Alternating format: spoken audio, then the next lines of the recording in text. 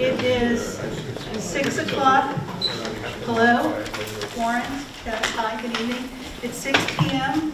Welcome to our regular town board meeting of March 25th, 2024. Would everybody please stand to join us for the pledge? I pledge allegiance to the flag of the United States of America and to the republic for which it stands, one nation, under God, indivisible, with liberty and justice for all.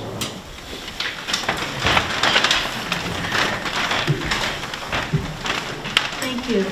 May I have a motion for the approval of our March 11th regular town board meeting minutes?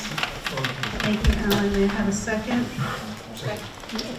Thanks, Chauncey. Any questions, comments, concerns? All in favor? Aye. Aye. Any opposed? Passes unanimously. Thank you. Tonight we have a presentation with Carly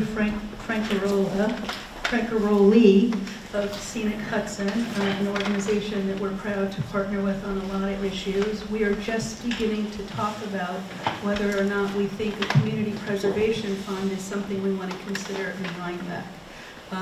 The village board has asked us to consider it as an offshoot of their new comprehensive plan for taking on more density. This is something that we will talk about. It will have to go to a referendum if we consider it, and we'll have to form committees, and it will be a long process, but the idea is basically a transfer tax on real estate sold above the median price. We see that Red Hook has been incredibly successful with collecting funds and preserving farmland and open space, and it's something we want to talk about and look at and see if it's appropriate for Rhinebeck. So Carly's presentation is our first step in educating the town board and the public. So thanks, Carly. Well, I think you covered it. I don't even know if I need to be here anymore. That was a great overview. Okay, everybody, any questions, comments, concerns? Yeah. Can everybody hear me okay? There's a microphone right up there. Should I switch it a little bit closer?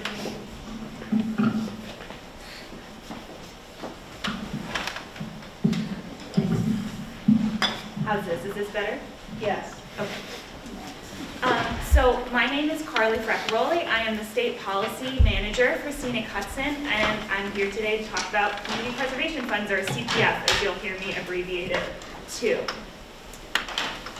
So I work for Scenic Hudson, and we are a regional environmental land trust and advocacy organization, and our mission is to sustain and enhance the Hudson Valley's inspirational beauty and health for generations to come.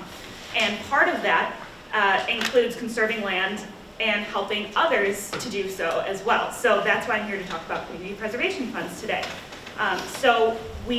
Our vision is to work together with communities and engage communities in exploring options for conservation finance. That's one of the things that we do and work with communities very closely on.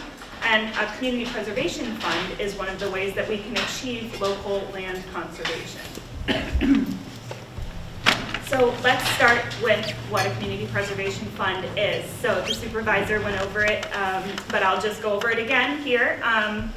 So a community preservation fund is funded by a real estate transfer tax of up to 2%. So how the fund would work is when a home is sold, up to 2% of the purchase price of that home would go into the community preservation fund, which could then be used for preserving open space, farmland, historic resources. I'll go into all of that in a bit. But basically it just creates a dedicated revenue stream for conserving our environmental and historic resources. Excuse me, you said 2% of the price, you meant 2% above. 2% above the median home price for the county, correct? I'm sorry, but No, thank you for clarifying. Which is, what is that now? That I'm not sure of the number off the top of my 400, head. and we could set it higher if we wanted to. I think you could set it, yeah, however you feel. So the Community Preservation Fund can be used for a whole variety of things: parks, open space, protection of wetlands, aquifer recharge areas. I was told that Rhinebeck has a very enviable aquifer, so this would go towards protecting that and our drinking water. Oh, I forgot to mention that I'm a resident of the village of Rhinebeck too, so I'm very invested in this and happy to be speaking to you as a local resident and your neighbor. And protection of rivers and streams, historic places, viable agricultural lands, and I just have a note up there that up to 10% of the fund can be used for stewardship of protected land. So not all of the fund can go towards maintaining the properties, it's only up to 10% of the fund. So why would Rhinebeck want to pursue a community preservation fund? We are seeing increased post-pandemic development pressure as people move in from out of state or move up from the city. So there could be a higher need to protect open spaces from being developed. There could be a lack of local land preservation funds. Some of the communities that I've worked with haven't had mechanisms to fund their land conservation. So this is one way that they could do so. And then really a community preservation fund is planning for the future and building resilience now so that we don't have to respond to crises in the future and have to pay more for that. So it's really an investment in the moment that will give dividends going forward. And then finally, in Rhinebeck, there is a valuable rural community here. There's lots of rural resources that we have. So we can use the Community Preservation Fund to protect farmland and open space and keep farmland farmed and not developed into something else.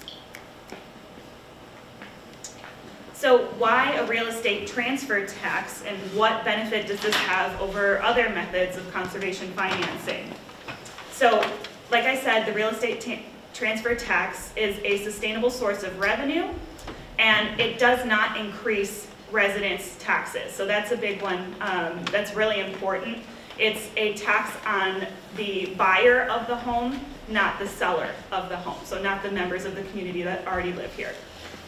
And then there is an exemption that we talked about. So above the median home value in the county, which makes it easier for first-time home buyers and people buying below that to still not have this fee when they're purchasing a home. And we look at the Community Preservation Fund as an investment in the community from buyers that are looking to move here because of the values that they like. So we like our open spaces, we like passing horses when we drive to work and getting fresh, healthy local food, and that's many of the reasons why people want to move to Rhinebeck as well. So having the buyers invest in the community right away when they're moving in here is a way that we can keep the qualities that make Rhinebeck so special. So I just wanted to show here, this was an estimate that was done by the town of New Paltz to determine what kind of revenue they might get from home values, various home values and various percentages of the transfer tax. So the tax could be up to 2%. So the town would have to determine what number would work for them and the community. So this is just an example here. So now I've talked about what a community preservation fund is, what it can potentially do, and now I'm going to talk a little bit about how to do it. So there is a requirement that communities need statewide authorization to establish a community preservation fund. So that means the governor and the legislature have to say, yes, Rhinebeck, you can go forward in setting up a community preservation fund in your town. So there is a law that gives blanket authority to establish community preservation funds, and that's the Hudson Valley Community Preservation Act, which authorizes communities to set up the community preservation fund, use it to implement a community preservation plan, which I'll talk about in a little bit, and then create that real estate transfer tax. But unfortunately, the Hudson Valley Community Preservation Act only covers Westchester, Putnam, and Ulster, which was added in 2019. So this is, I kind of teased you a little bit there, but there is still a way that Rhinebeck can get authorized here. So Rhinebeck is not covered by the Hudson Valley Community Preservation Act. Another way that towns and villages have gotten authority to establish real estate transfer taxes and community preservation funds is from standalone authorization from the state. So that's what Red Hook and Warwick had back in 2007 and 2008 when they established their community preservation funds. And also the town of Chatham in Columbia County just established a community preservation fund under independent authority. They just passed that back in November. So they're the most recent town to have done that, and the first in Columbia County. The town of Fishkill and Northeast and Dutchess County also have independent authorization, but they haven't actually gone forward and tried to pass a CPF yet. So they're the only two in Dutchess County that have this authority right now. I'm sorry, you said besides Red Hook, there's Northeast and? Northeast and Fishkill Ah, in Dutchess, yeah. oh, and Red Hook, of course. Correct, and Warwick and Chatham. So we're here. Rhinebeck does not have standalone authorization. Rhinebeck is not covered by the Hudson Valley Community Preservation Act. That just makes the process a little bit longer and a little bit more difficult. There are a couple more hoops to jump through, but it is still totally feasible to get authorization and get a community preservation fund in Rhinebeck. And so what we recommend is to start having these conversations right now at the town level, and then having conversations with county legislators, state legislators, because ultimately what needs to happen is a state legislator needs to take up a bill, sponsor it, and pass it through the legislature.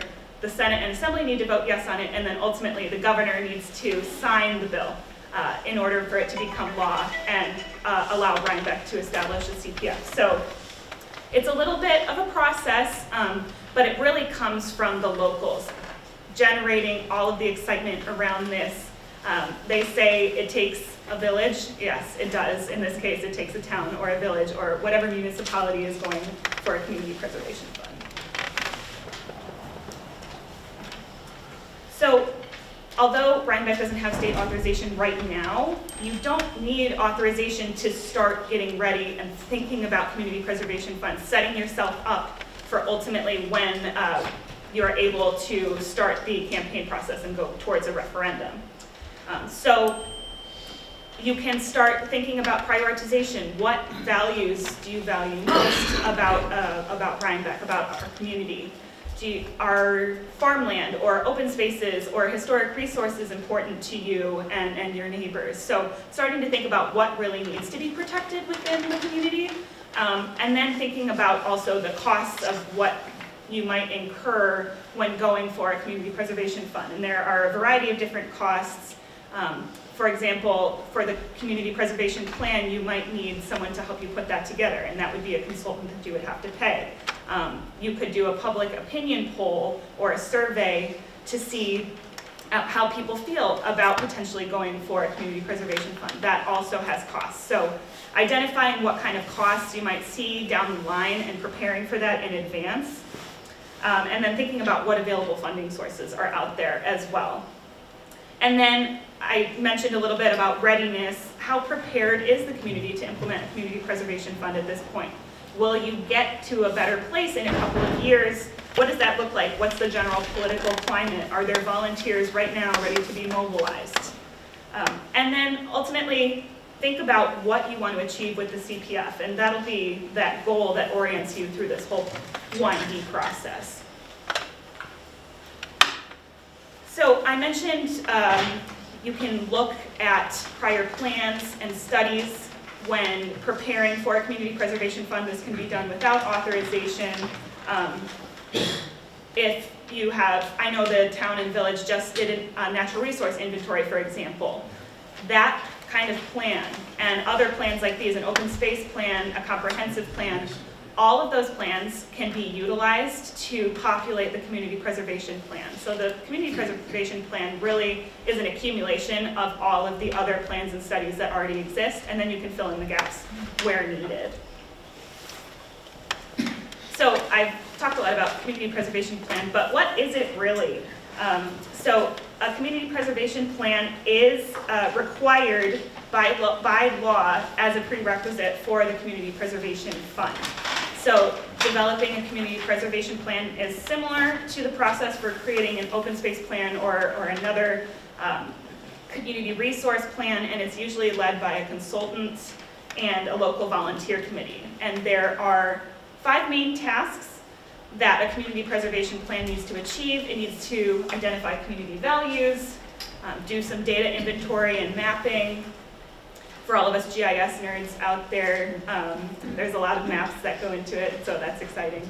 Identifying priorities, land use alternatives, and then ranking priorities. And the community preservation plan is one of the 3 local laws required to establish a community preservation fund supported by a real estate transfer tax. So the first is passing a local law to set up the community preservation fund. And also in that process, the law would establish an advisory board that would actually be carrying out the CPF. You would need to have a local law that passes a community preservation plan. And then finally, the third one would be the local law for a real estate transfer tax. And at that point, it would have to go to public referendum, which you would all vote on in November, in a November election. So we have seen that the pandemic has contributed to support for the protection of open space. During the pandemic, a lot of people were exploring the outdoors, discovering places that they didn't know existed before. And a lot of our parks and open spaces received a lot more use during that time, and that hasn't gone down since then. Collaboration in this process is really essential, including the local electeds. So working with community members and local electeds, and then going up to county and state electeds, it takes everybody to get through this process. And then having a science-based plan is really critical, so making sure that the prioritization that you do is based on fact, and looking at all of the resources that you have and layering them on top of each other, really just getting down into the nitty-gritty on how you want to preserve land and where you want that to be. And then this is not just an environmental issue, it touches many sectors. So I encourage everyone to, if you're going to go through with a community preservation fund, to be present in the many different sectors of your community and have conversations with lots of different types of people, not just the people who would be environmentalists.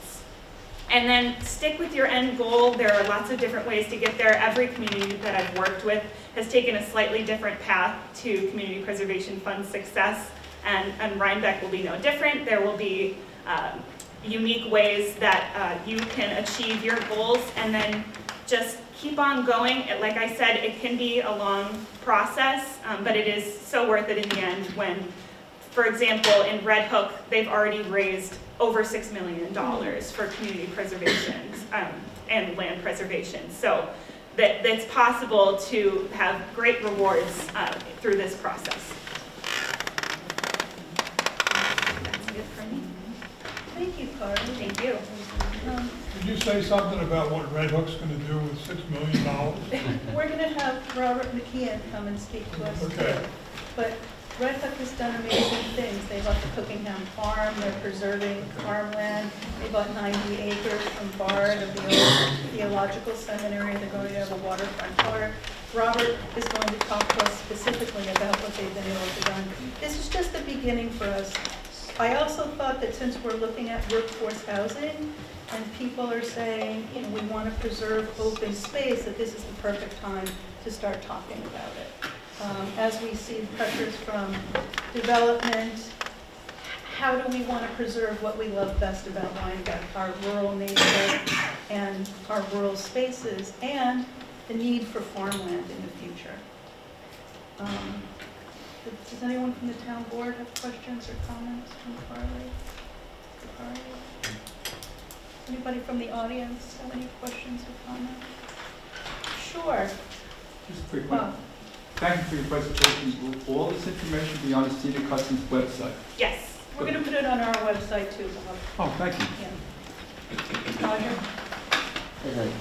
Would this be generally a town fund, and would the funds go to those preserving land in the town and the village? It's general fund, because we would collect on the village as well. But there's not a lot of open space in the village to protect. And this is something that the committee would have to pre-identify, where the money could go. Where could we buy development rights? Where could we buy open real estate? And again, it's not about equality, it's about equitability, because people who have less expensive houses won't be subject to the tax. Okay, so if there are spaces in the village that might fit the Whatever, community need, whatever committee is established, I believe as part of the process, has to pre-identify land that could be preserved by the fund. Somebody in the back. Lydia, I'm sorry, I'm in the back. come on up. Lydia's on the village board and is working on the common plan. Sure. Sorry. That's okay. I can do it. Hi, I'm Lydia Slavey. I'm on the village board. Thank you. Hi. I just wanted to let sort of all of you know that this conversation sort of started. The village has been undergoing a process to update our comprehensive plan for the past 2 years. And as part of the process of gathering both data from the community, people's opinions, thoughts, concerns, as well as research data, it became clear that the fact that the village is sort of the urban center for a rural district is something that's really important to everybody who lives here. And so the trick is how to keep the rural part rural. And so this conversation started because the comprehensive plan actually asked the town to investigate the idea of creating a comprehensive plan, community preservation fund. Do I need this? Can everybody hear? Can you all hear me? Yep. So that's where this started. As you can tell from this presentation, it's a really long time-consuming process. And so the earlier we start, the earlier that 5 years begins to start completing. And so I'm really excited that the town invited Carly. I'm very excited that you're going to be inviting Robert McKean. So thank you. Thank you. Yeah. Anybody else? Please come on up. No, that's fine. No, I prefer you up front. It's better. Okay. Thank you. Just a question about the 2% fee or up to 2%. Do you mind introducing yourself? Steve Cornichini, I live in the town. Do we know what the mean property value is in We Dutchess County? don't. I Because believe this it's is a big around, part of this. Rhinebeck has the most expensive Well, real that's estate what I'm in the saying. We're going to county. be increasing the cost of living in Rhinebeck and buying a house in Rhinebeck by quite a bit. Okay, Because I know the mean is a lot lower than our average.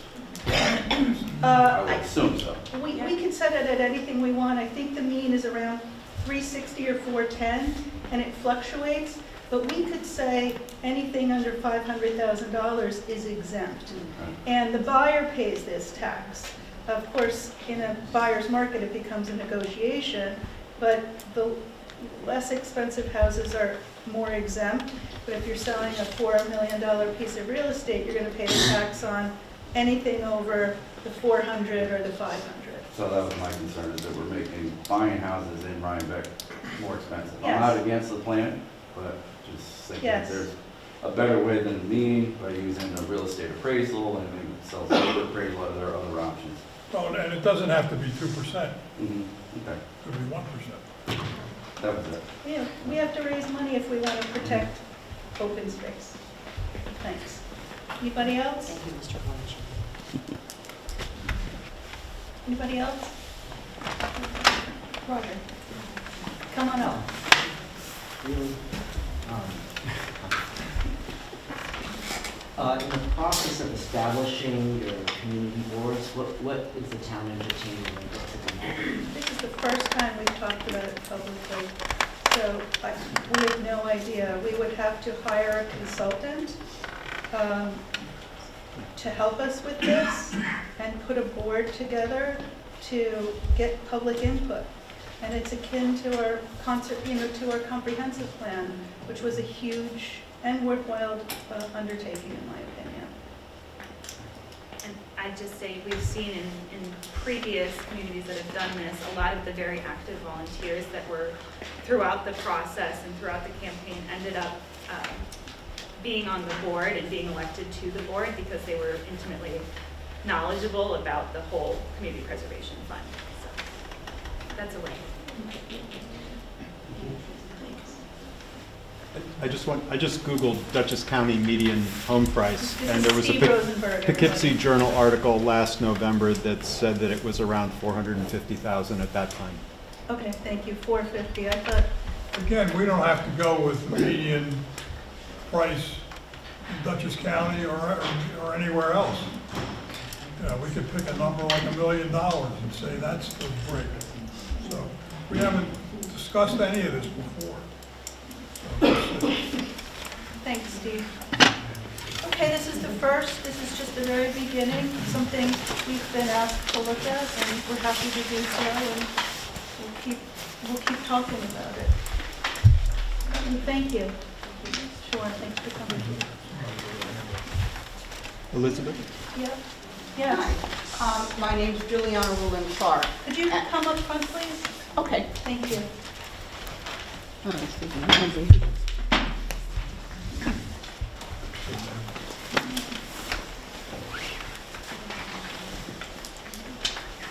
My name is Juliana Rowland Clark, and my question to you is, we have Scenic Hudson, we have Wickedy, is it? Winnicke. Winnicke, I was at Wickedy. Winnicke Land Trust. Why aren't we working along with them instead of creating a whole new preservation? We could work with society? them, and this isn't a whole, this is a way to implement funding. It isn't reinventing the wheel. We could very well work with them during the process. This is a local mechanism for getting money in real estate transactions to preserve open space. Okay, well, they're doing a good job. Scenic Hudson is doing a terrific job. They're buying up lots of good land and keeping it, you know, good. And I think that Rhinebeck has a lot of good land around. Now, there are developments going on that are going to eat up a lot of open space right now that have already been approved, such as boutique hotels coming in. And that's already in the works. What about affordable housing that's been rebuilt up on the ridge? Is that going through? I thought that was already planned. Yes, we're working on that. Right, so that's all space that's going to be. People are allowed to build on land. We have a zoning code. Right, We right, can't I stop understand. developments. Yeah, Okay, but your purpose of preservation is to keep open space. yes. It's a balance to development. Right, exactly. And I think that these two groups are doing a good job of that. I just don't understand why we need another committee. Because we need to focus on Rhinebeck. Well, These groups don't focus on Rhinebeck, they focus on the whole area. We need to focus on ourselves. And we'll keep talking about it. okay, so this is just a This preliminary is number one. exploration, more or less. This is the introduction. Okay, so will there be a vote on this? I think will it it's go a to a mandatory referendum? referendum. Okay, It will that's be okay. years down the road. Okay, thank you. And if I could say too, just with partnership, for example, in Red Hook, Scenic Hudson put up 50% of funding for that project, which was matched by the town. So having local funds can set you up to get matching funds from the state and from other local land trusts and environmental organizations. So it puts you in a better position to really buy the properties that may have a really high price. But we can put up some of the funding as long as we have support from the community as well. Sure, sir in the back. I'd just like to know if Can you please come up front and introduce yourself?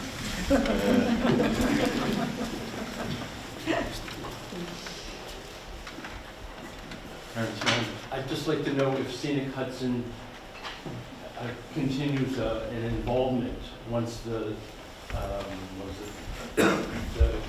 Community Preservation Fund? the CPF gets established.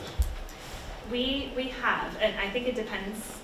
So if we purchase a conservation easement, for example, we would be monitoring that conservation Right. easement. But in terms of my involvement, I would help the town through the Community Preservation Fund process and the referendum and the vote, and then we are working on an implementation guide as well that we would be able to give to the advisory board on how to actually use the Community Preservation Fund.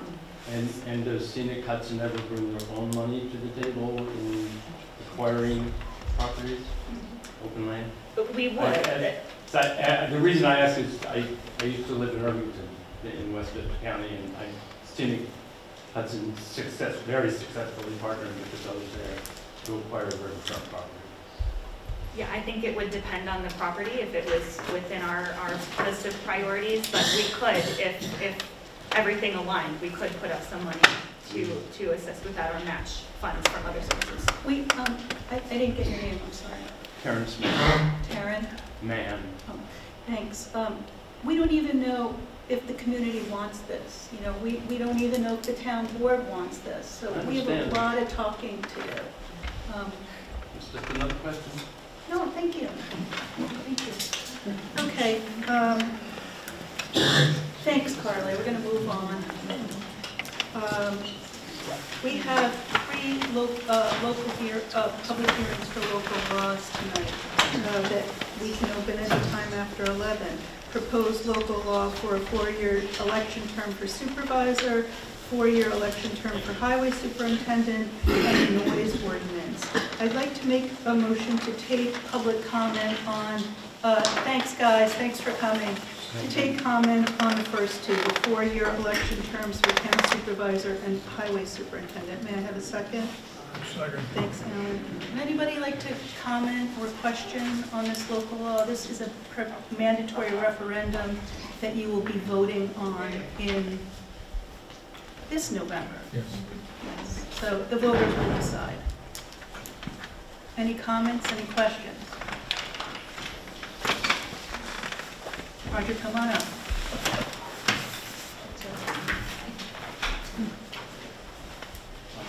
So unfortunately I missed the last board meeting where this issue came up. And I guess I'm really trying to understand what the benefit of this resolution is to the voting public.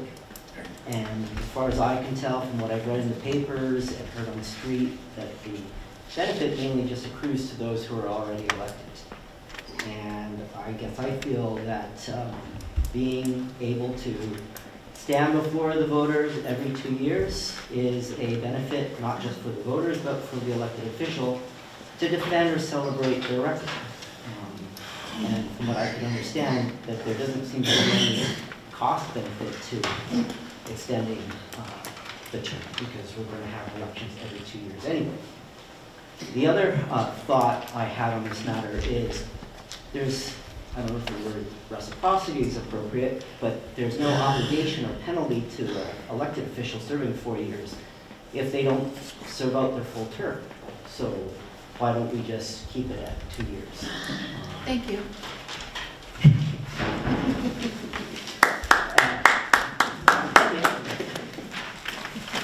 I guess one thing I can see is maybe in the role as a supervisor or the superintendent that you have greater responsibilities, and having a longer term would help you come up to speed or be more efficient.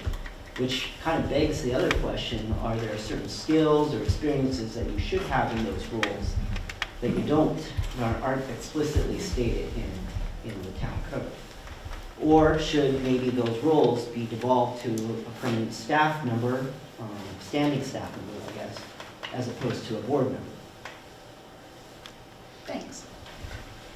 And I think that's about it. Thank you. Anybody else?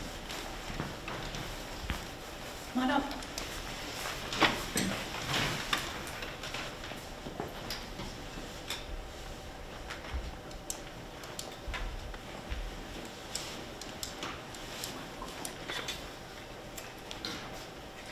Good evening, my name is Sheila Brown, and I think my concern would be new folks that would have interest in the position. 4 years is a very large commitment, where 2 might be more entertaining or interesting to others. Thank you. Come on up.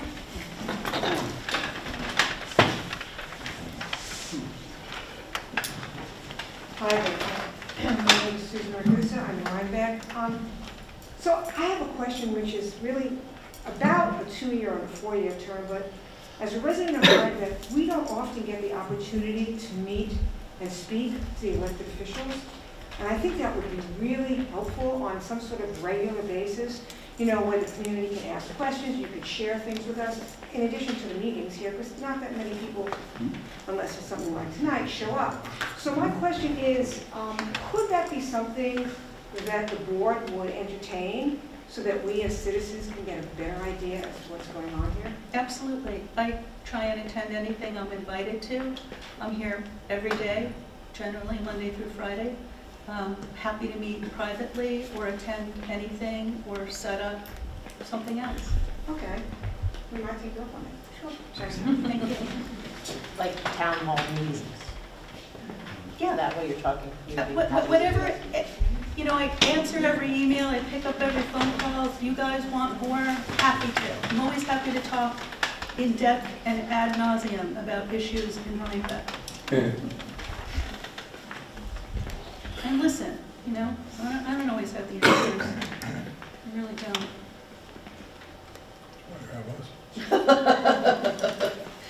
Anybody else? Anil? Hi, Carly. Thanks, Carly.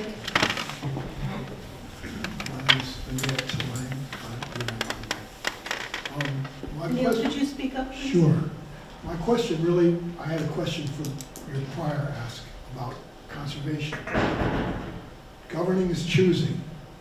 You all know that I spent 2 years or more on my own, raising with my own money, trying to conserve the finest piece of land. This is a public hearing about the supervisor and the highway superintendents. I raised my hand a moment ago to speak about now we're in a conservation. public hearing for this. You didn't call on me then. Why was that? I didn't, I'm sorry, I apologize, but we have a public hearing now for a local law. So in other words, it is how you see it. I saw you ask to speak. You didn't call on me. I so said I didn't. apologize, I didn't see you. You did see me. You looked me right in the face. Okay, I thank didn't you. see you either, Neil, I'm honestly. sorry. Sorry? I didn't see you either, honestly. Okay. I'm sorry. I mean, I would've called we'll take for public attention. comment on other agenda items at the end of the The meeting. question still remains. There was. At the end of the meeting, we will give you as much time as you like to talk about whatever you like that it was either on the agenda or not on the agenda. The problem is it won't make a difference. Go ahead. Anybody else wish to speak on the two items? Any comments, questions? I just, how long have you been the town supervisor? 10 years? 10 years. And you're looking to expand? I'm almost, You're up for can you election. please, could you come up and introduce yourself? I just wasn't clear how long you've been the town supervisor. And prior to that, you were on the town board. 2 years. 2 years. I'm almost done. You're I'm doing almost this for the next person. You can't get up to speed, you don't know what you're doing in 2 years. Right. You can't get anything done in 2 years. Right. And you're up for re-election in 2025? Yes. So then you would want to extend your role until 27? It would be extended until 28 because the governor is changing the terms. So it would be a 3-year term, and then in 28 it would be run as a 4-year term, which every other position in the town is a 4-year term except for the highway superintendent and the supervisor. And in the village, the mayor is a 2-year term? I don't know. I You think don't so. know? Yeah. It's okay. all 2 years. All right, thank you. Anybody else?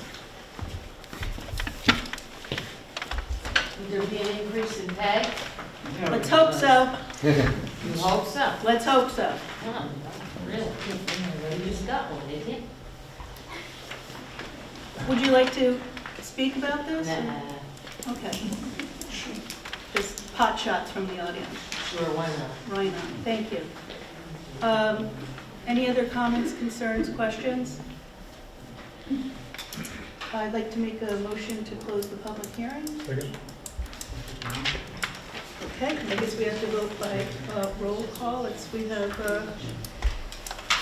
Roll call vote on hold the on, motion to hold on, close. hold on, we've got, That's actually roll call. The noise ordinance still? I need a motion for Resolution 2024-194 to amend the supervisor's term to be 4 terms. May I have a motion? Motion. Thanks, Chauncey. May I have a second? Second. I think we did this already. I opened it already. I'm sorry, it was Alan and I, but we're voting now, so I'll take Alan as a second. All in favor? This is a mandatory referendum that will go to ballot. All in favor? Aye. Aye. It has to be roll call. Roll call. I just said that, and you said no. I didn't say no, I didn't say no. I did say that, and someone said no. I don't know, it wasn't me. Okay, by roll call then, Aaron, Alan, Aye. Chauncey, Chad. Aye. And I vote yes as well, passes unanimously. May I have a motion to amend the highway superintendent's term to be 4 years? This will go to a mandatory referendum. Motion. Thank you, Alan. May I have a second? Second. Thank you, Chauncey. By roll call, Aaron? Aye. Alan? Aye. Chauncey? Aye. Chad? Aye. I vote yes as well. Passes unanimously. Thank you. We have a third public hearing tonight. I'd like a motion to open our public hearing on our noise ordinance, which is, hold on, it's tab number, sorry, what? 2. Tab, yes, tab number 2. May I have a motion? Motion. May I have a second? Second. Thanks, Joe. Any public comments, questions, concerns? Yes, who brought it up? Sorry? Who brought up the noise ordinance? Can you please come up and introduce yourself? Melanie Molinari, Village of Rhinebeck, born and raised. Who brought this up, the noise ordinance? Why is it a problem now? We have an existing law that we believe needed to be changed. This is an amendment of an existing law. What's the existing law about? I mean, we've mowed our lawns, we've had leaf blowers around for years. Doesn't What are we affect this- trying to go to electric or battery or is that? Have you read the local law? I actually have not. I'm just Okay. here to see this. This was brought to my attention, so that's So why I it's came. probably best if you read the local law before you But can you comment answer on the it. question as well while I'm here? This is something that the board wanted to, we were getting complaints and we needed to clarify issues within the law that were less than perfect. And it also doesn't apply to the village. I know it doesn't apply to the village. I did read that part. I just want to know what is going on that outside in the town that the leaf blowers or the lawn mowers or whatever is bothering somebody. It doesn't affect leaf blowers and lawnmowers. What does it affect? You should read the local law. Okay, thank you. Sure. Warren, do you want to speak to this?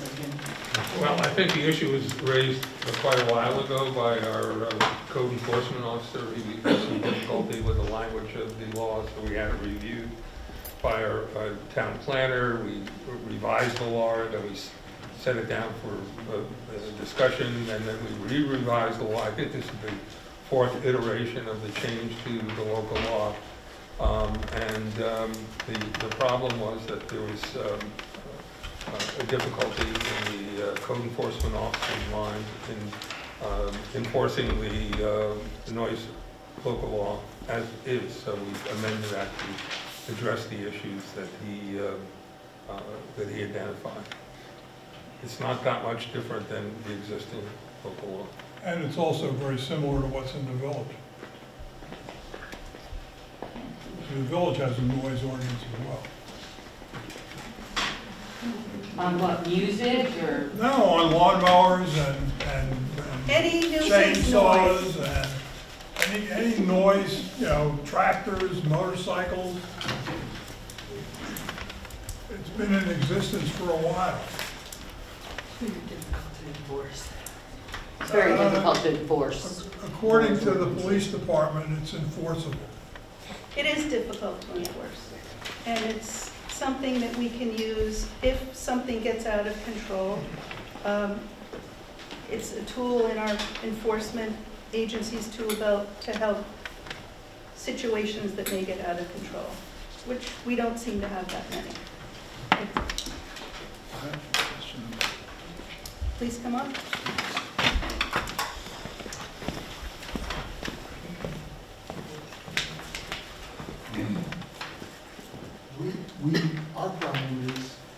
have a large private property, not just us, but our neighborhood, has a large private property which has become an event space, an event location, where June through September, into October even, Saturday and Sunday and various days,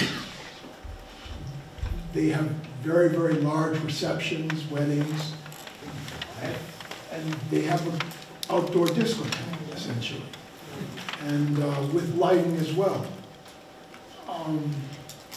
We were here before where the floor in our house, we would feel it, and we live 3/4 of a mile away, directly away. And now, I read the ordinance completely. It's in law language, it's not that simple to understand. Leaf blowers, in the end, commercial use is allowed, is correct.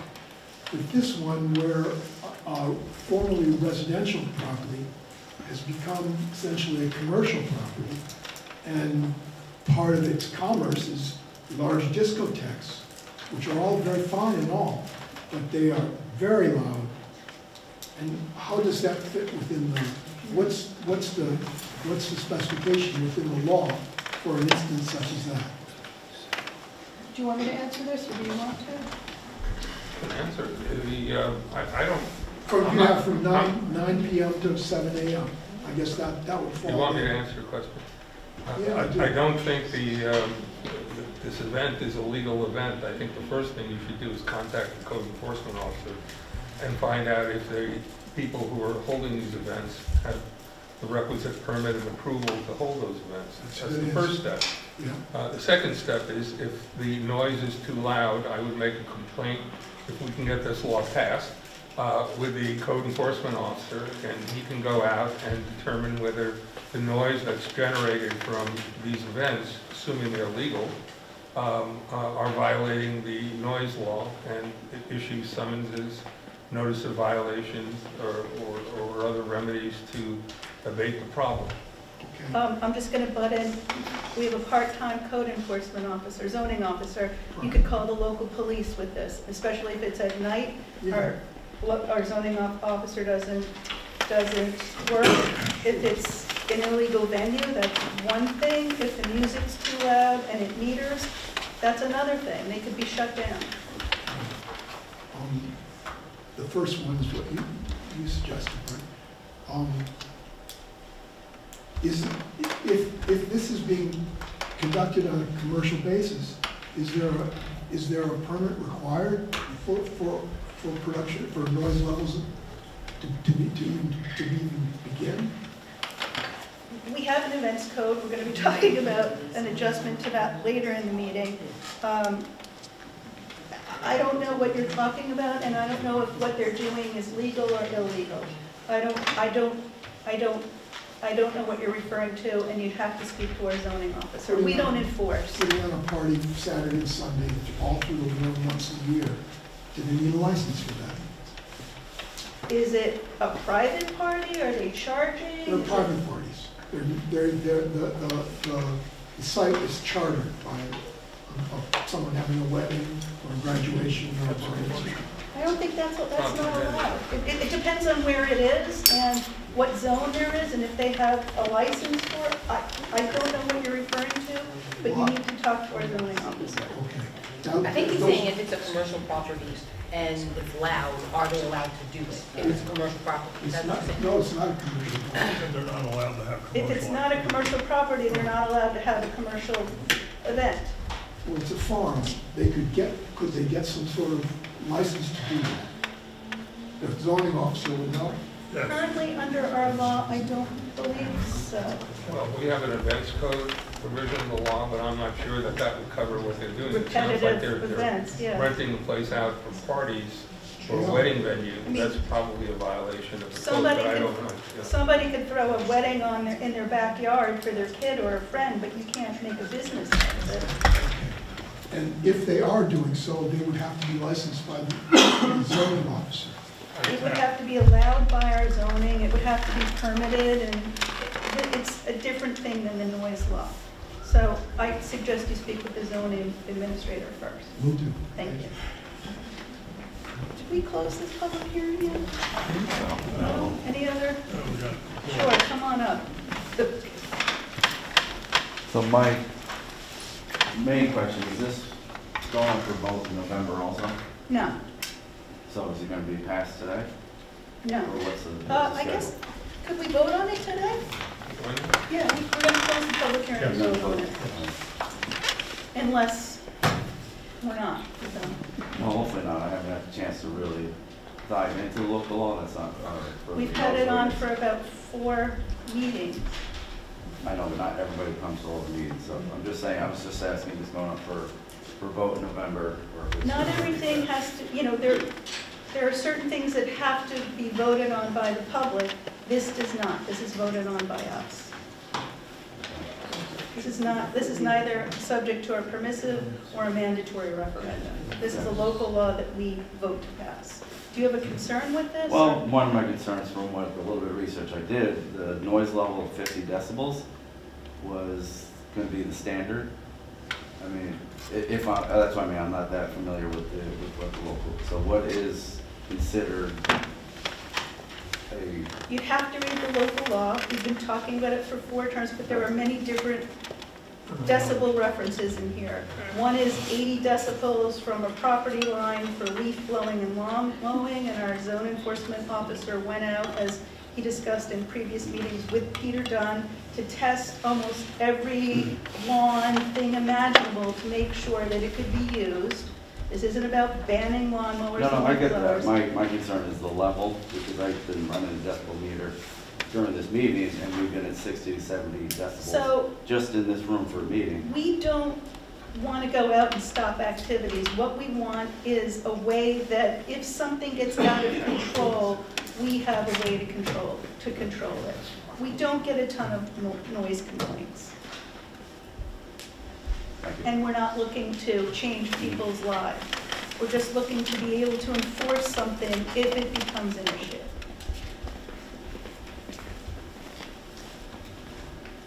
Is that, any comments, questions? You guys want to add anything? Anybody else? I'd like to make a motion to close the public hearing. Second. All in favor of closing the public hearing? Aye. Aye. Would anybody like to make a motion for Resolution 2024-193 to amend our local noise ordinance? Motion. Thanks, Alan. May I have a second? Second. Thanks, Aaron. By roll call. Aaron? Alan? Aye. Chauncey? Aye. Chad? And I vote yes. It passes unanimously. Thank you, everybody.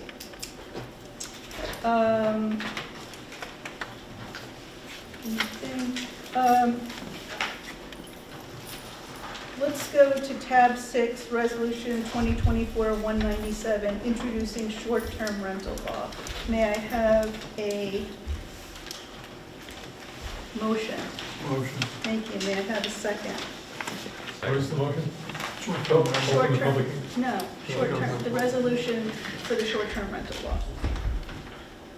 We're just getting it on the floor. Second. Thank you, Chauncey. Sure. He's not sure, yeah. We are, I Public haven't. trust. This is a draft to amend or enact a short-term rental law. Currently, in the town of Rhinebeck, short-term rentals are illegal. If you are operating a short-term rental, you are doing so illegally. It is not in our use table. We have about 80 short-term rentals in the town. We have had people complaining about living next door to unregulated hotels for years. We put this on hold during the pandemic because we didn't want people to face more hardships. There were a lot of difficulty during the pandemic. Pandemic is over. We want to take this up again. This law will allow short-term rentals to be legal under very limited circumstances. And the circumstances are that it be your primary dwelling or your abode, that you be on site, and that you get a permit, you have off-street parking, you have a safety inspection, It's all laid out in the law. And this resolution provides for a public hearing. Yes, in this is April. where we are laying the law down. We are not taking comment tonight. We will schedule, this resolution has us scheduling the public hearing for 6 p.m. on Monday, April 8th. Joni? I believe that's correct. In the resolution. Short-term rentals, that would be Airbnb now? Anything under 30 days. You can rent your house out for a month, you can rent it out for a year, you can rent it out for 2 months, you can rent out a bedroom if you're in your house if you're in the house. This doesn't affect you because you're in the village, they have a separate law. This is only for the town. What you can't do is rent out your house as an unregulated hotel while you're not there. Also, I want to point out that people who do use Airbnb and vacation rental by owner don't have the same oversight that B&Bs have. B&Bs have to get permits from the county, Department of Health, and they're held to a higher standard. You're using your home as a commercial business, and that's what this is trying to stop. It's trying to stop speculation of homes, and it's trying to protect people from living next door to unregulated hotels. April 8th at 6 p.m. I'm sorry? So why not set standards and expectations? It's currently illegal. This is making it legal under certain circumstances. Airbnb short-term rentals are currently illegal in the town of Rhinebeck. Warren, do you want to say anything about this? No. We'll explain it. I think people need to read the local law and be prepared for the public hearing and ask questions. We can try to give you a further explanation as to the context of the law at the public hearing. Will the town be posting the Granicus information now that it's been about a year since you've been using it? It's been over 2 years, and I think it is available. Where is it available? Is it on our website, Joanne? I don't know if we can, but you can get it from the town clerk. It's foilable. We don't. No, you don't have to foil it because we're scheduling a public hearing. It'll be available. Well, at the town council. Everything is available to the public. If you want it, you want it. What Granicus shows us is that we have about 64 to 80 rentals and where they are. And you can get an idea of who owns them and where the people live through parcel access. And I'll tell you that the biggest question our building department gets is, I am buying a house in Rhinebeck. Can I rent it out as a short-term, as an Airbnb? And they've collected the complaints as well, right? No. They don't collect complaints, it's about usage. All in favor? Aye. Aye. Any opposed? Okay, there will be a public hearing on April 8th at 6 p.m.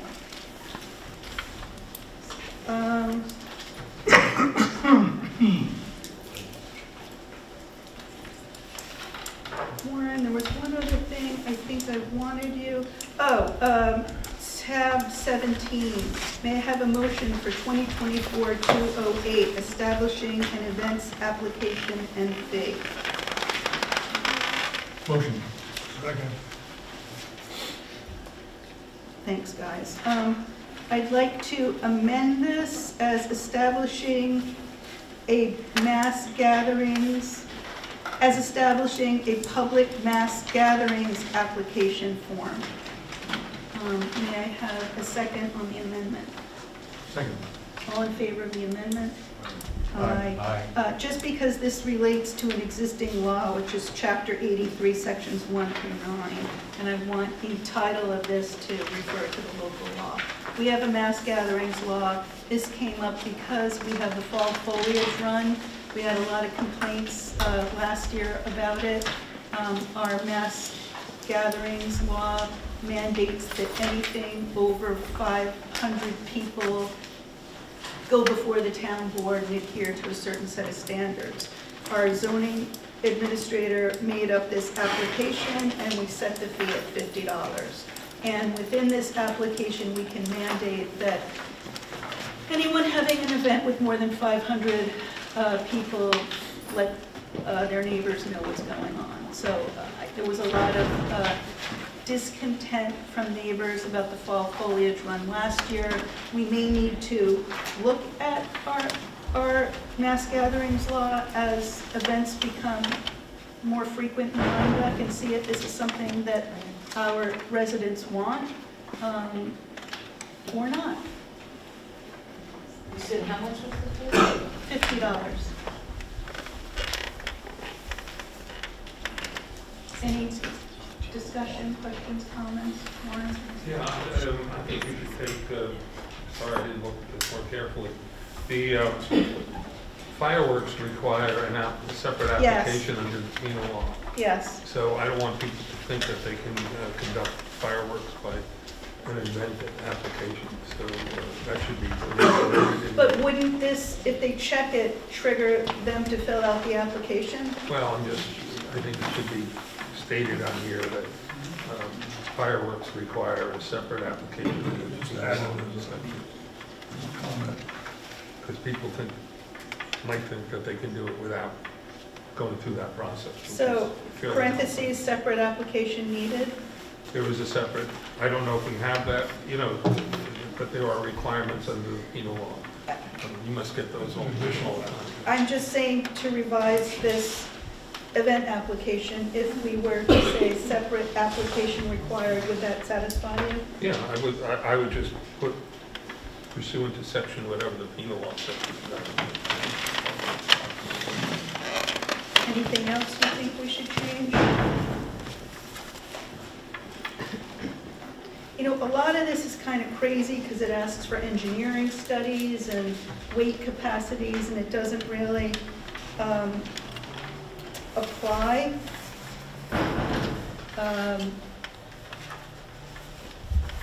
But I think we need to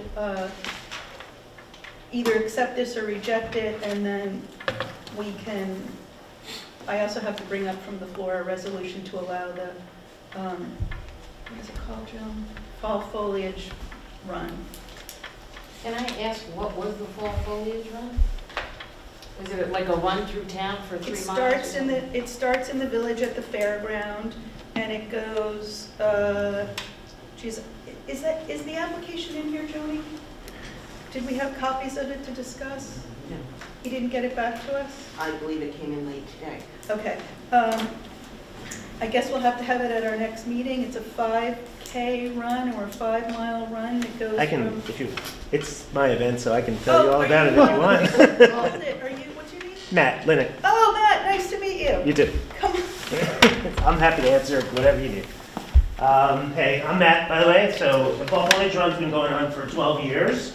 It starts and finishes at the fairgrounds, and in the past, which is why this has come up, because the gathering part of the event has been in the village, we've never been necessarily required to do this for the town, and that's why this has all come up now. So if you guys have any questions, I'm happy to let you know. It's been going on for 12 years. It's a half marathon and a 5K. The 5K takes place in the village in its entirety, and the half marathon goes through town, down river, out by Mill, makes a right, and comes back like across Route 9. We get state permits for the crossings on Route 9 on both, which is both in the village. And how long is that event? How long is it? 3 hours, yeah, 3.5. I get the turkey trot every Thanksgiving. Well, I have. But this is. But I'm just saying, it's, yes. I don't understand why it's a deal. You don't understand what? Why it's such a deal? I don't know. Why what's such a deal? Why somebody would complain about that? I think it was just the idea was that we need better communication with the town, which we haven't had in the past. We've only had with the village because the village had an existing event. Someone had a porta potty put at the end of their driveway. They weren't happy. We didn't know about it. The public didn't know about it. We need an events code. We're getting busier and busier, and more things are happening. And it's public. It's our town roads. You guys pay for it. Bob. Thank you. Just a question. I live on Mill Road, and we enjoy watching the runs, but the cones that are put on the road, they make traffic go to one lane. There's no forewarning. And we get a lot of people using the road who actually move their cars out and have to stop for the runners. It's a danger to the runners. Fair enough. Something needs to be done on Mill Road to alleviate the danger. Otherwise, you're going to be sued, the town's going to be sued, everybody's going to be sued. Well, this is part of what we're doing. We want the police involved, we want traffic control. We just can't have, you know, marathons on our town roads without I'm saying it's safety good to and have oversight. marathons. Yeah. Yes, but some safety, please. Yeah, Well, we got a yes. sign at the thing for amphibians. I'm happy to. Thanks, Matt. Yeah. Yes, please.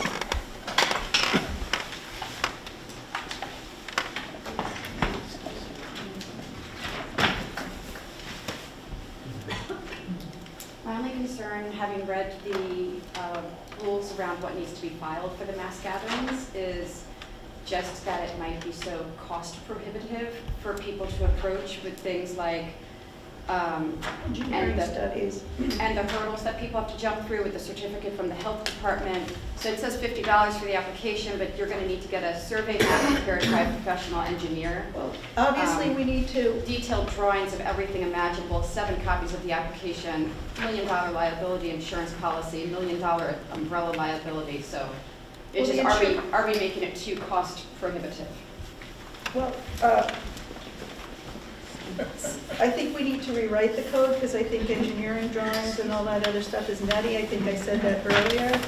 $1 million of liability is not costly, and, you know, I don't think you should be using our roads if you don't have that for an event. Matt, you probably have $3 or $5 million liability, umbrella liability. Yeah, just so you know, we've always additionally insured the town for that amount anyway, even though it wasn't necessarily required of us. So we insure the town, the village, the fairgrounds, and everybody else. So that's actually totally reasonable for an event producer. For a local event, I That's for understand. events on town property. It's not.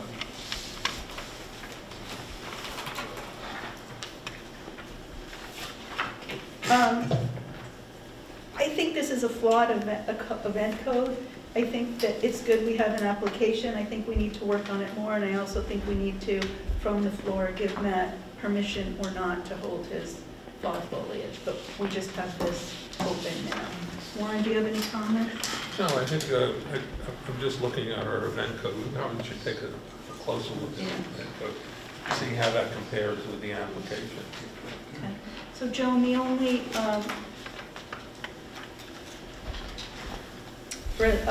change on this is under fireworks saying a separate application needed. All in favor of this application form and fee? Well, I'm confused. I thought you were suggesting we take a further look at this. I thought you were implying we would table it and take a further look at it. Do you want to pass it and then, okay, that's fine too. Second. All in favor? Aye. Any opposed? Passes unanimously, and that's the application and the $50 fee, which I don't think is making it too expensive. But I think we do need to look at this more and simplify it. And then from the floor, I want to bring up a motion to allow Matt Linick to have his fall foliage with police participation, working with the police department through the town board, with the clerks and me included, to make sure that there's proper safety on the town roads, filling out the application form and paying the $50 fee.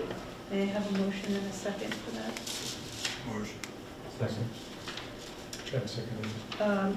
Joan, what resolution would this be, or you got it? It's the It's going to be 209. Fall foliage. All in favor of approving the fall foliage? Aye. Aye. Any opposed? Thanks for your patience, Matt. I know this was messy. We have work to do on the events code. Happy to help. Thanks. However Where'd you you drive do. from Connecticut? I live in the Berkshires, so Oh, okay. it's an hour. Thank you. So we'll continue emailing, Yep, not texting. no problem. All right, Warren, I think we're done with you, unless you want to No, stay. aren't we supposed to go in Oh, yeah, executive? yep. I want to make a motion to go into executive session to discuss a current lawsuit with our attorney. May I have a second? Could you, provide the name of that lawsuit, please?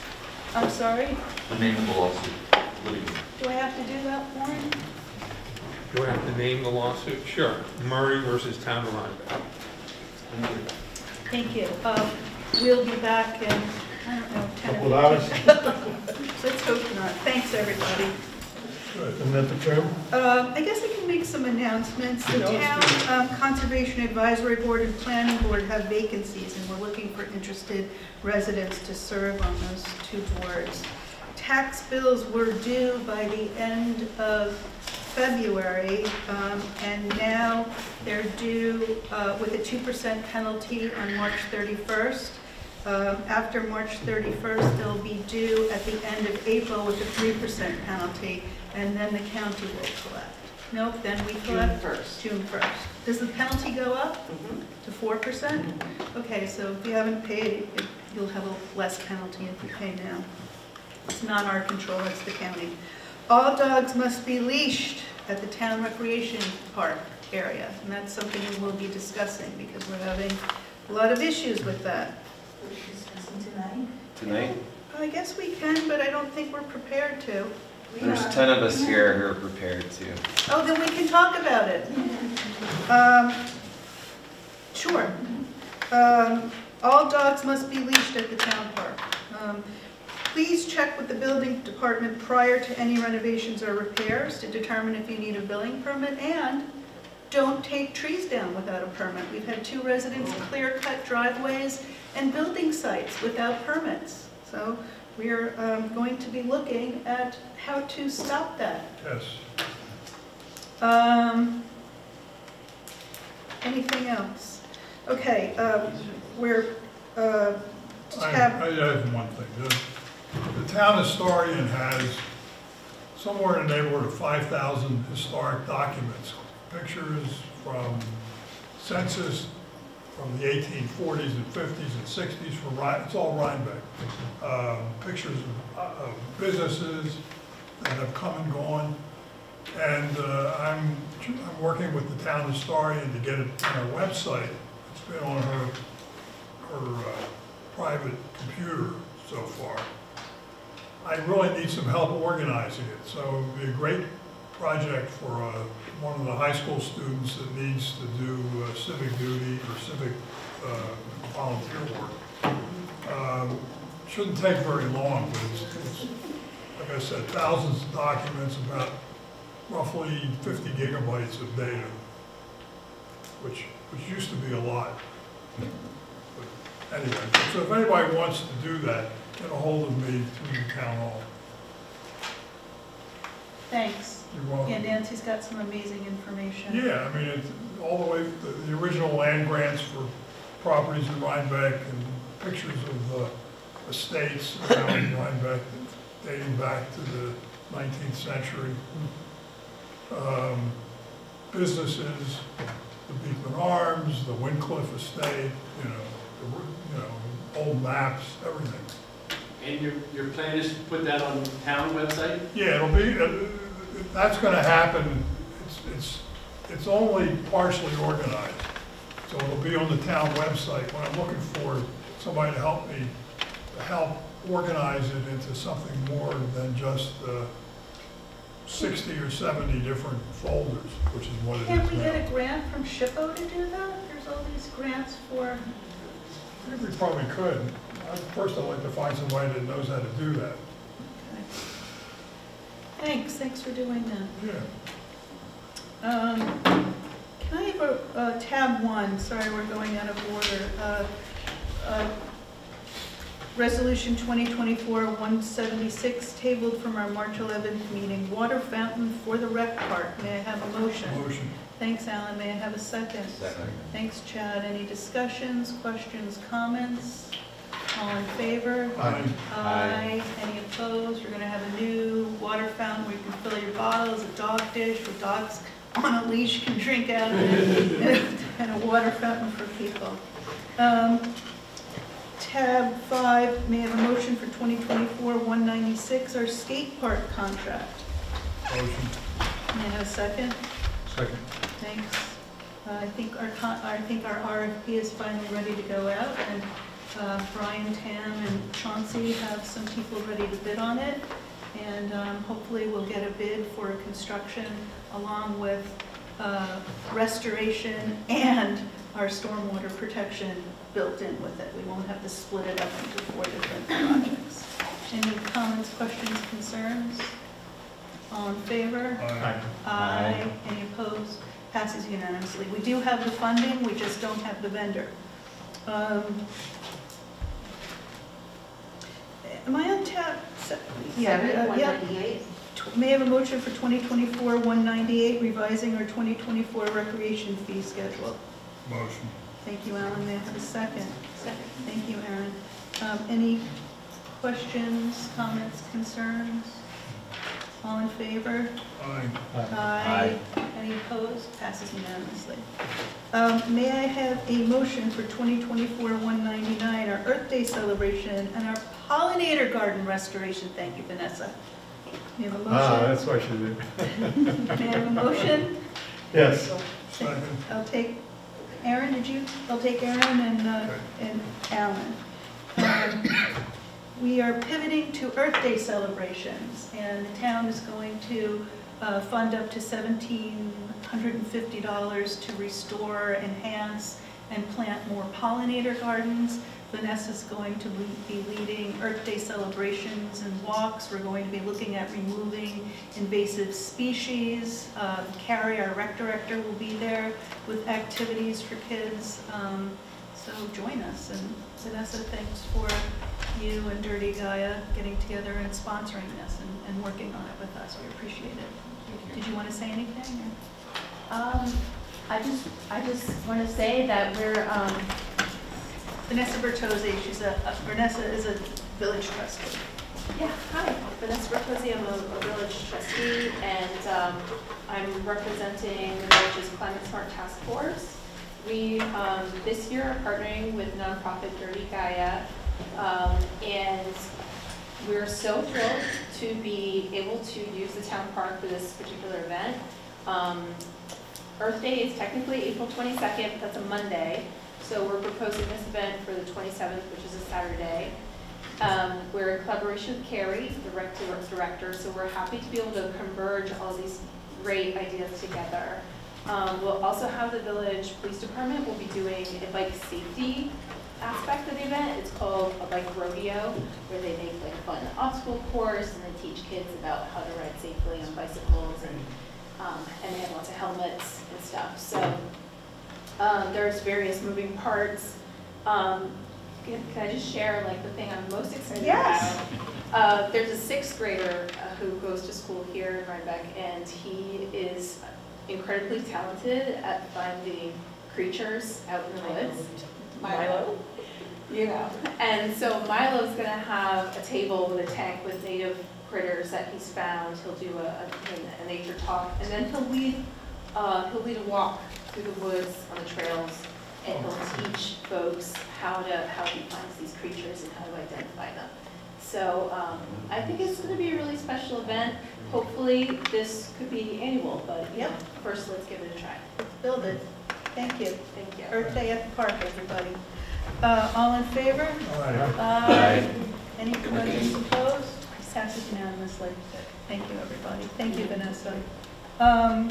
Tab 9, 2024-200, hiring Frank Mazzarella, an architect for community park design improvements. May I have I'll make a motion. May I have a second? Second. Thanks, Alan. So, you know, we're chugging along developing the park. We've got the pickleball courts in. We've put in part of a parking lot for the new field. We have the skate park going in. We need to make improvements, and we feel like it would be good to have a design eye over the improvements we make, so that we're not making sort of piggly improvements without an overarching design. We need shade seating, we need placement of pollinator gardens, we need placement of passive recreation, other seating, the rain garden needs to be done.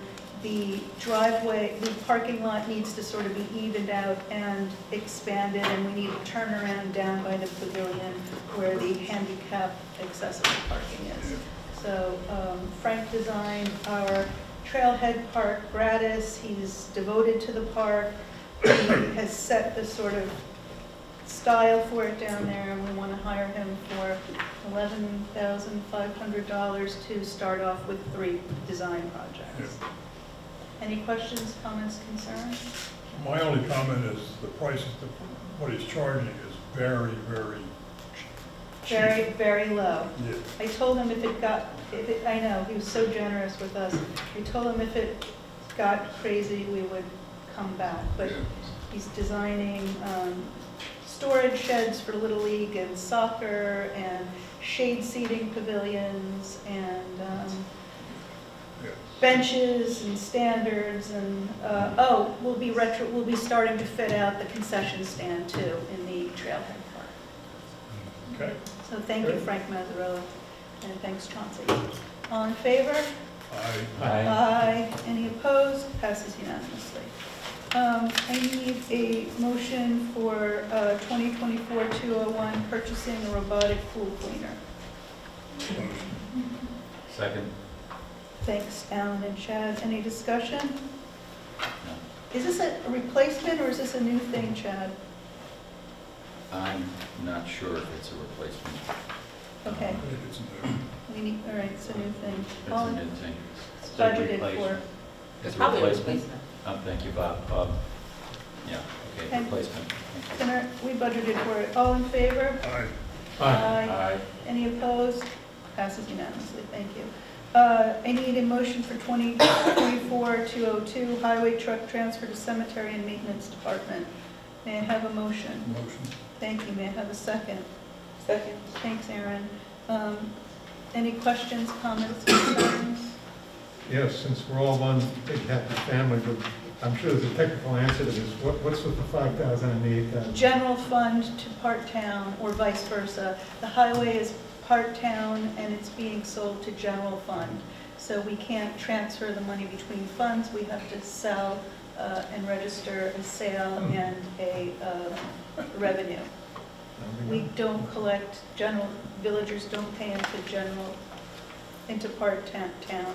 They only pay into general fund. Government works in wondrous ways. We have 4 accounts and we can't transfer between some of them. Okay. So that's the short answer. Yep. Keeping accounting clean and not mingling tax money. 2024-203 Highway Department 284 agreement for 2024. May I have a motion? Motion. Thanks, Chauncey. May I have a second? Second. Thanks, Alan. Any questions, comments, concerns? This is all, Bob and I and you all approved this in our budget, and Bob's laying out officially what he wants to do. It's a breathable document, it can be changed, but this is his official notice letting us know. And if something changes, we can revise it, but this is what we're planning to do this year. All in favor? Aye. Any opposed?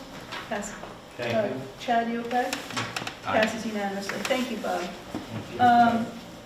I need a motion for 2024-204 to amend Resolution 2024-180, rate of pay to $22.50. Motion.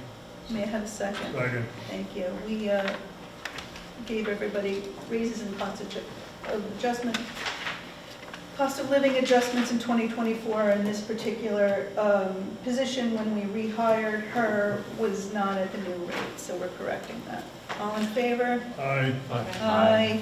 Any opposed? Passes unanimously.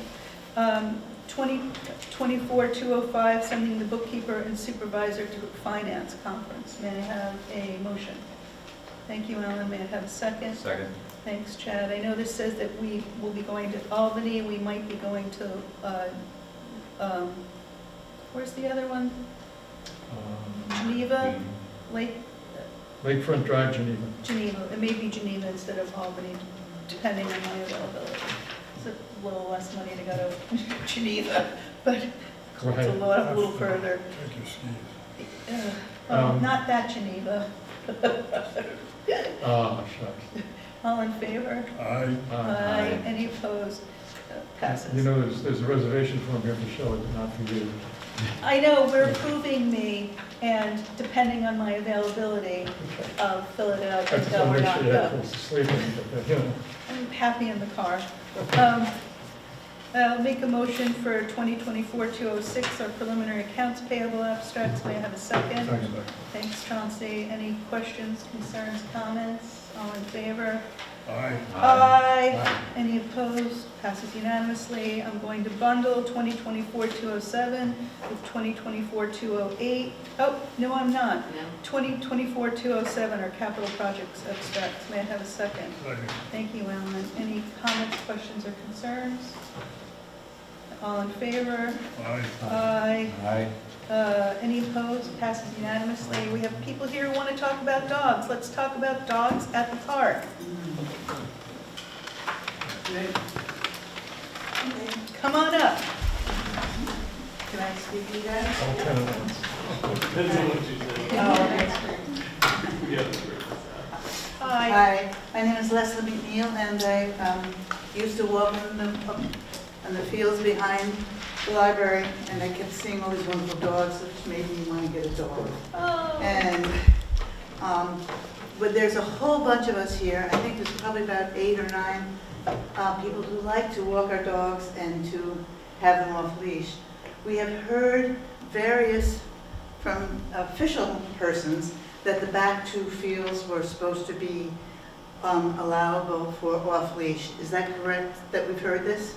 Yes, Mike, from we have local heard this. police. I know that you're saying no, I'm merely saying we have been told that even while walking back there by, so we know that this is not true, but what we are proposing or asking, or at least I am, that there be some accommodation for off-leash dogs, either certain hours, on certain days, but I mean, I understand that there are people who are afraid of dogs or who don't like to be walking where there are dogs off leash, and that's certainly understandable, but we also would really like to see that some of our needs are accommodated by having some other accommodation, some form of compromise.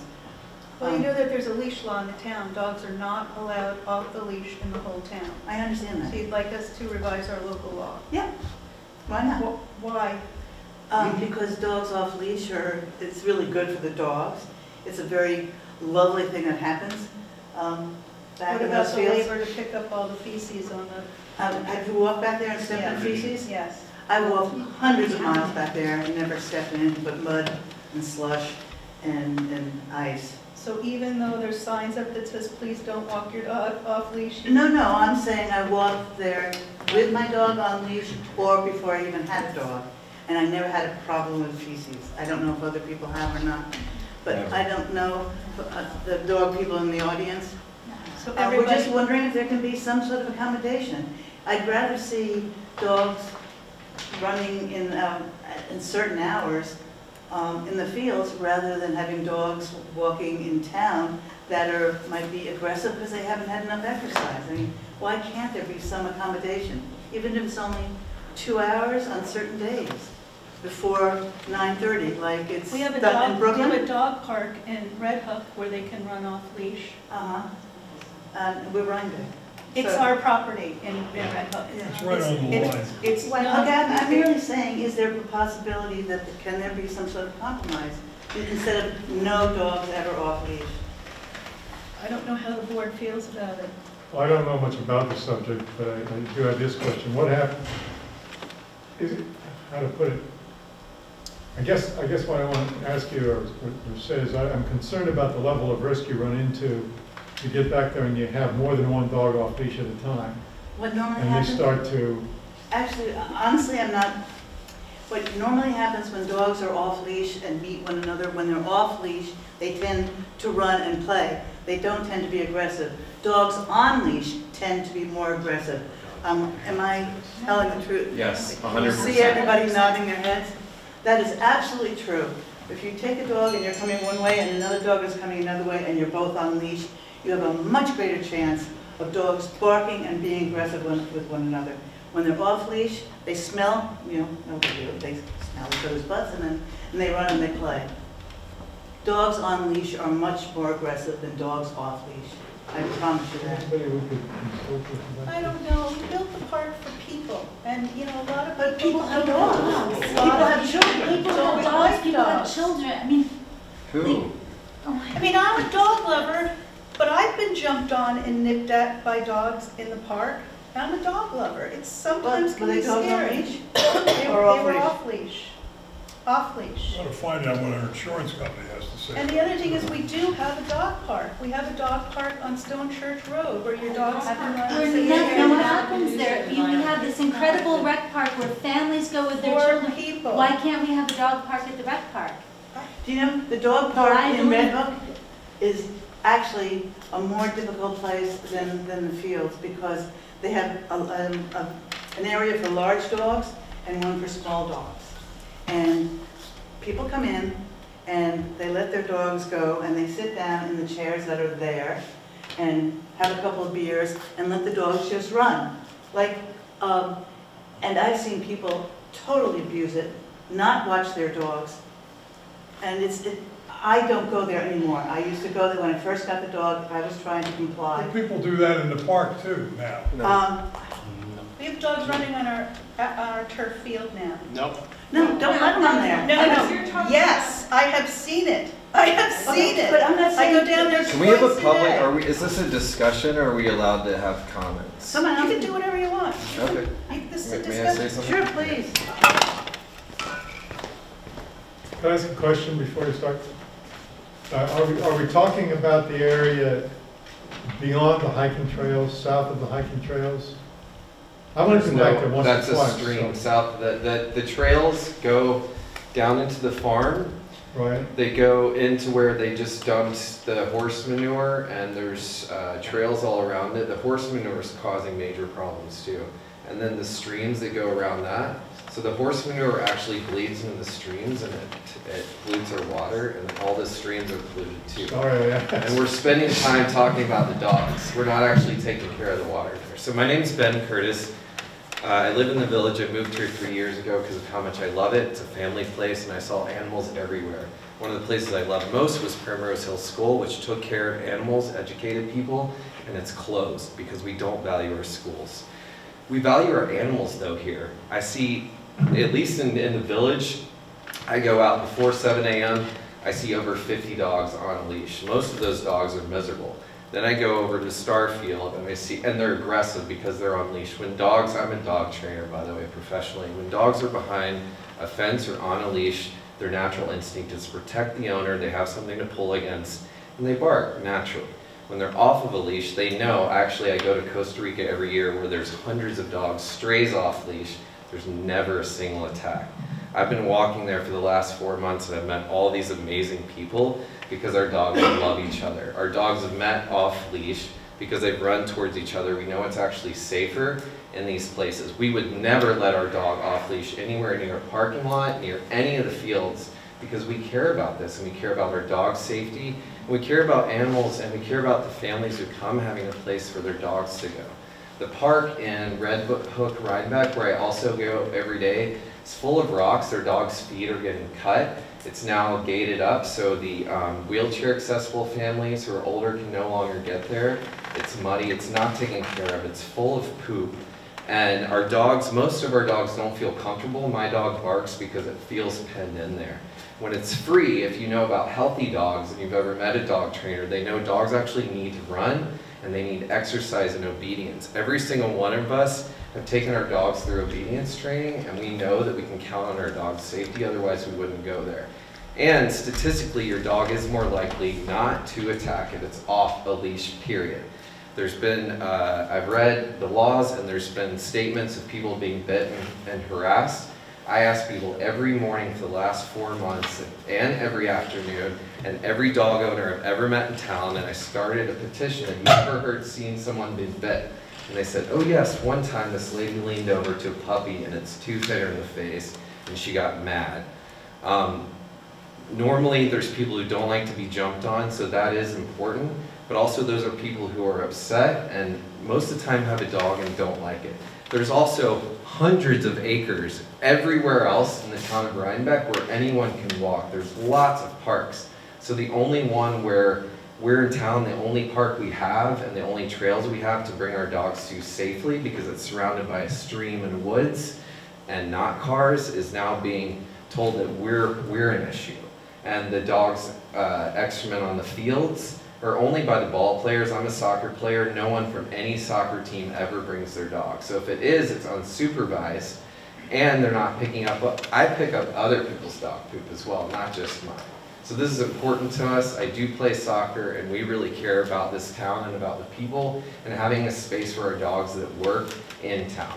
Would you be open to some kind of stewardship? Absolutely.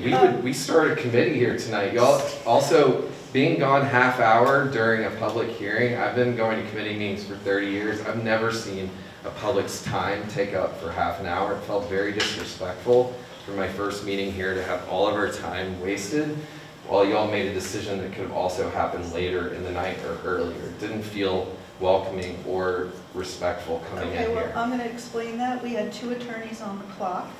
We wanted to get Warren out of here and get the other attorney out of his office. Okay, but all of our time is valuable, and we're all here. We always try and accommodate. This was a one-off thing. I Okay. can't remember the last time we've Well, had this an is my executive first meeting, session. so I was shocked. I cannot remember the last time we had an executive session in the middle of the meeting. I hear you. Okay. I'm sorry your time got taken up. We have to work publicly. I got it. And we made a decision that was not to save the town $500. Got it. I apologize. And for the record, all of our time is worth way more than $500. And 10 people came on record to speak for their dogs. Are there any people who don't like dogs or having a problem with this in Starfield right now? Can you make your voice known? What? So I'm just showing you all the support that's here tonight. So I just wanted to say that that's really, this is what the town is here tonight. There are The people 10 who people care. here asking for dogs to run off leash, which is currently illegal. We're actually asking for the town to work with us. And I hear that, but you understand it's illegal. I understand And that. you're doing it now? So why are there, yes, I have been because a police officer told me and 3 other people that it's legal in that area specifically because it's in the town property, not the village.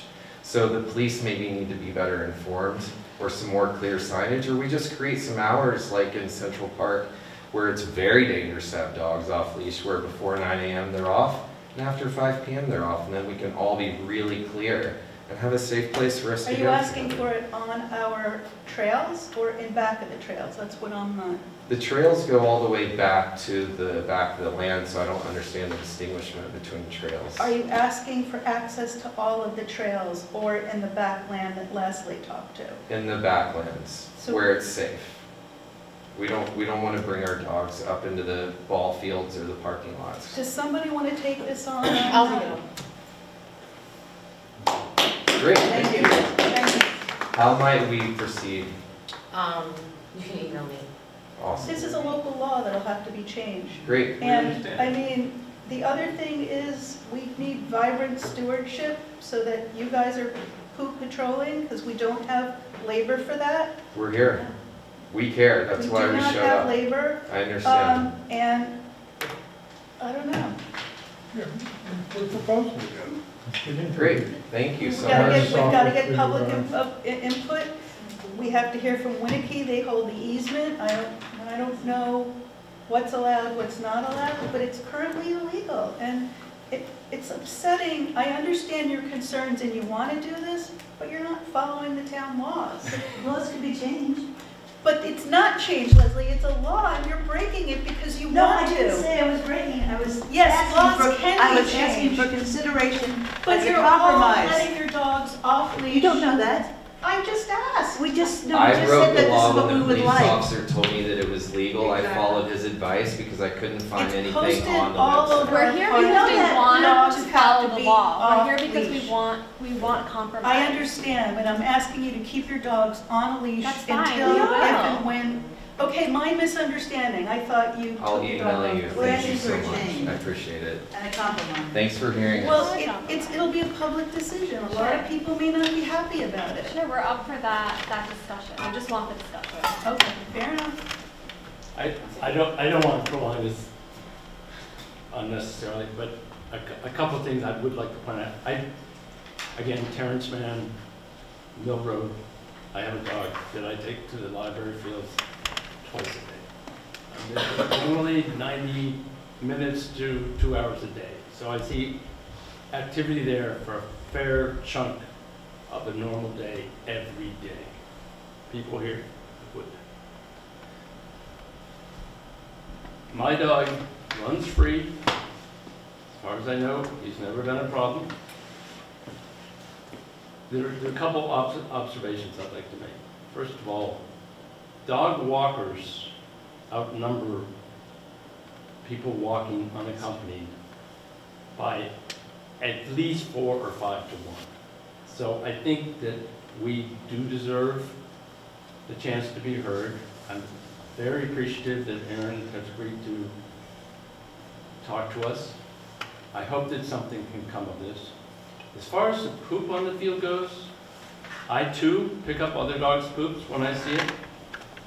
But I can tell people, 90% of the poop that you see on the paths is not from dogs, it's from coyotes. If there is poop on the turf field, 100% that is from coyotes. I saw a dog actually do it. I have one time in 3 years. 2 weeks ago, I saw a dog. One time, I've seen a dog on the field. It was the pet of people playing soccer. I saw a dog 2 to 3 weeks ago. Okay. Also on the field, there was a truck that went, or a car that went in there and did donuts on the field. I mean, And they locked up our dog park because of that. No, they locked up the dog park because of the rain and the rutting there. There's no, it's bad access. It isn't. The drainage is Yeah. terrible. I stopped taking my dog there because he had been so often. Penned up dogs tend to fight. When they're running free, they don't. The one thing I just wanted to propose about the field and the poop on the field, I was soccer commissioner in my previous town.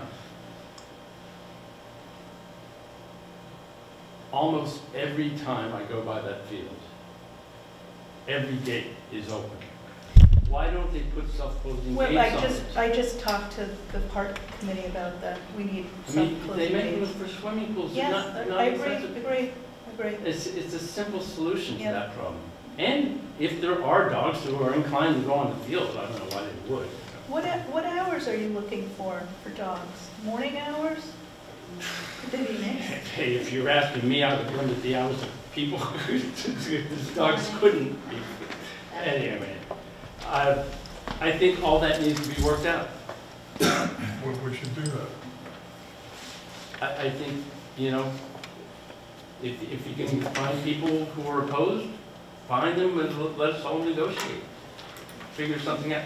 And we don't have to change the town law. Yeah, we do. Yes, specifically for that site.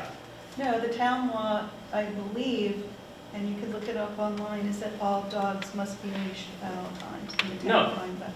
There's no running at large. Right, but that doesn't apply to the dog park. Yes, it does.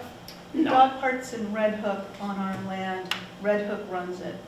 Right, I know, and neither town does a very good job of maintaining it. We don't, But- we gave it over to them. Yeah, I know, clever. But if there's an exemption for the dog park there on Rhinebeck land, why can't there be an exemption?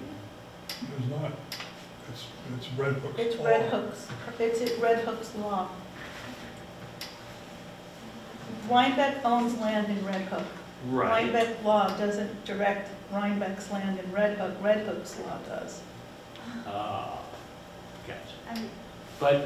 But are you saying that I no portion of the town could be exempt from the local law? We would have to pass a new local law. Well, right, I mean, with an amendment to that law.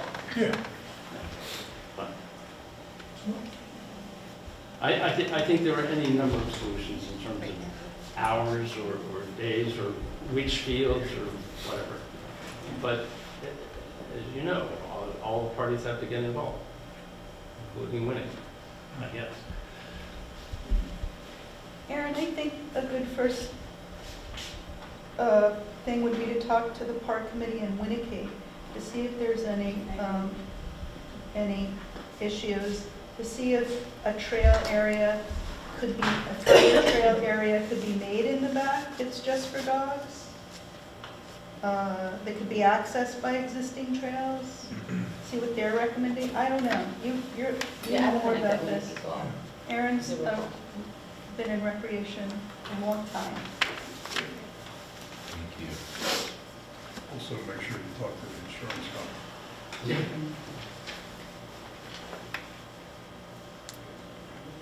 Okay. Anything else? Anybody want to talk about anything else? Actually, I do. Oh, Yay. Just get back on the short-term rental law. I know it's for public discussion next meeting, public hearing. public hearing. Is the law actually written, or is it, can We be presented it today. presented today? Is there room for negotiation, or We'll be listening to public comment and then we'll decide what we want to do. The law currently only allows for a rental. what I'm wondering, is there compromise, room for compromise in the local law? I don't know. No, not as it's written now. It is Right, what it is. It depends on what the board wants on one person. Okay. There's 5 of us. So on the 8th, it's a public hearing. We listen to public comments So it and won't- we decide what we want to do after that. Right, so will it be could it be enacted on the Yes. 8th? Okay, and any public letters or stuff that's been written to the board, are they, They're all public records. where are they? Because I can't find them. Town clerk.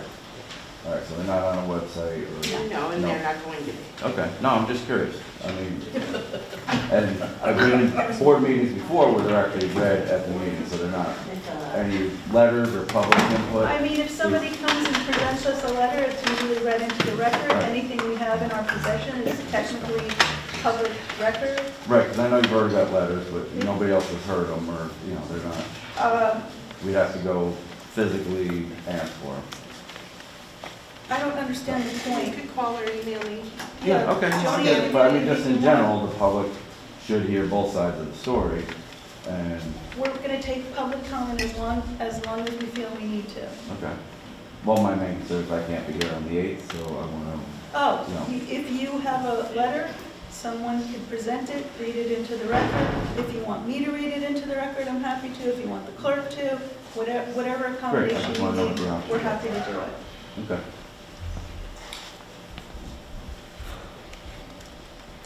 Anybody else? Motion to adjourn? Second. All in favor? Aye. Aye. Good night, everybody. Good night. Thank you. Thank you.